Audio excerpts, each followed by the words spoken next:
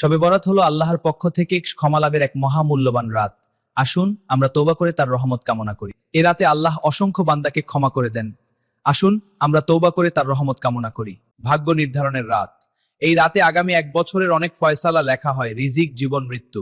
তাই আল্লাহর দরবারে কান্নাকাটি করে দোয়া করা খুবই গুরুত্বপূর্ণ। গুনাহ মাফের সুবর্ণ সুযোগ। যে ব্যক্তি শবে বরাতে আন্তরিকভাবে তওবা করে, আল্লাহ তার গুনাহ মাফ করে দেন। তবে শিরক, হিংসা ও বিদ্বেষ থেকে দূরে থাকতে হবে। নফল ইবাদতের গুরুত্ব অপরিসীম। এই রাতে নফল নামাজ, কোরআন তিলাওয়াত ও জিকির করা অত্যন্ত ফজিলতপূর্ণ। অল্প ইবাদতেও আল্লাহ অনেক সওয়াব দেন। দোয়ার কবুলিয়তের রাত। শবে বরাত এমন এক রাত যখন আল্লাহ হালেন, কে আছো, দোয়া করো, আমি কবুল করব। তাই এই সুযোগ হাতছাড়া করা উচিত নয়। পিতামাতার জন্য দোয়া। এই রাতে জীবিত ও মৃত পিতামাতার জন্য দোয়া করা খুবই উত্তম। তাদের জন্য দোয়া করলে আল্লাহ সন্তুষ্ট হন। আত্মশুদ্ধির রাত। শবে বরাত শুধু ইবাদতের রাত নয়, বরং নিজের ভুল বুঝে জীবন বদলানোর রাত। আজ যদি বদলাই, কাল আল্লাহ রহমত দিবেন। হিংসা ও বিদ্বেষ থেকে মুক্তি।